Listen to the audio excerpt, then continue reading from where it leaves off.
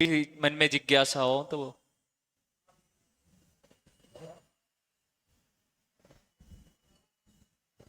दो मुनि राजाओं के चरणों में नमोस्तु नमोस्तु। महाराज जी जब अपन चौका लगाते हैं तो बहुत से लोग बहुत सा सामान लाते हैं, तो उसका महाराज जी तो पूरा लेते नहीं है, तो अपन ले लेते हैं, तो उसमें क्या निर्माल्य का दोष लगेगा।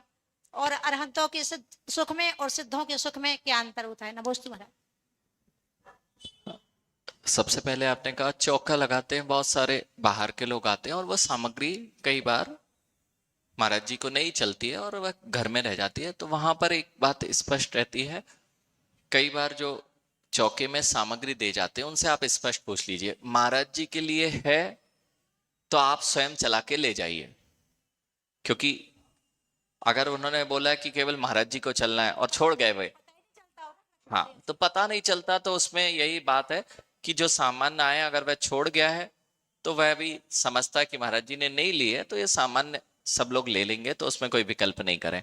लेकिन यदि वह कह रहा है, चौके में कई लोग आते हैं, फल फूल आदि दे जाते हैं, फिर कहते हैं कि ये महाराज जी को चला देना, तो भैया उनसे हाथ जोड़ के निवेदन करना, महाराज जी को चलाना है, ये नियत नहीं है। महाराज जी अगर त्याग हुआ उसका और आपका फल हम तो खा नहीं पाएंगे क्योंकि आपने बोला महाराज जी का, अगर वे देते हैं कि आपके चौके के लिए है, महाराज जी आ जाएं तो उसमें आपका चौका लग ही रहा है, शुद्ध भोजन आप कर ही रहे हैं, तो मैं महाराज जी को नियोग से वहां पर महाराज जी को आपका दान लग जाएगा। लेकिन यदि ऐसा है कि कोई छोड़ गया है और वह नहीं विकल्प कर रहा है तो आप इतना विकल्प नहीं करें, फेंकेंगे तो नहीं उस द्रव्य को, इसलिए वहां पर आप उसका प्रयोग कर सकते हैं। दूसरी बात आपने कही कि सिद्धों और अरहंतों के सुख में अंतर है। हाँ, बहुत बड़ा अंतर है। अनंत सुख और अव्याबाध सुख, सिद्धों का अव्याबाध सुख है और अरहंतों का अनंत सुख है। इन दोनों में बहुत बड़ा अंतर है। अव्याबाध सुख कब प्रकट होता है? जब वेदनीय कर्म का नाश हो जाता है तब अव्याबाध सुख प्रकट होता है, और जब मोहनी कर्म का नाश होता है तब अनंत सुख प्रकट होता है। जिसमें कोई बाधा नहीं आती वह अव्याबाध सुख कहलाता है। किंतु क्या अनंत सुख में कोई बाधा आती है? वहां भी बाधा नहीं होने पर भी उसमें बहुत बड़ा अंतर है।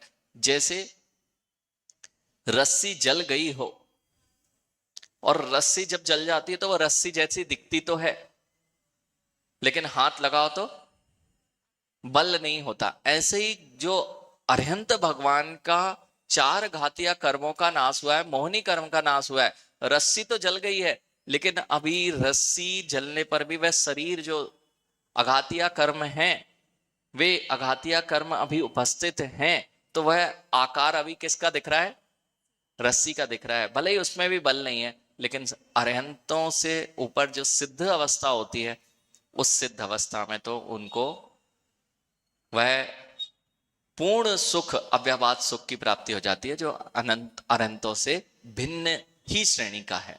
पूजन में तो अपन पहले अनंत भगवान को रखते ना, पूजा वगैरह करते तो अनंत भगवान। वो विषय भिन्न है। आपने तीसरा प्रश्न कर दिया कि अरहंतों को हम पहले मानते हैं, सिद्धों को तो सुख की वजह से नहीं मानते। अरहंत अपन लोग तो लालची लोग हैं अपन स्वार्थी लोग हैं। क्यों? जिससे अपनी स्वार्थ की पूजा होती है वहां पे काम करते हैं। अब अगर सागर को सुप्रभात सागर जी और समत सागर जी यहां दिख रहे हैं, तो सागर उनको जल्दी मानने लग जाएगा जिनसे उनका काम बन रहा है।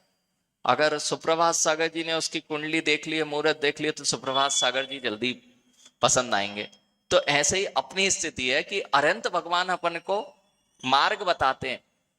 सिद्ध भगवान सिद्ध अवस्था को प्राप्त हो गए तो अपना काम रहता है, देखो इनने हमें मार्ग बताया, इसलिए हम उनका वंदना, और वो नहीं होते तो हमें मोक्ष मार्ग पता भी नहीं लगता। इसलिए हम नमो अरिहंताणम पद को पहले पढ़ते हैं और फिर नमो सिद्धाणम पद को बाद में बोलते हैं। नमोस्तु मैडम।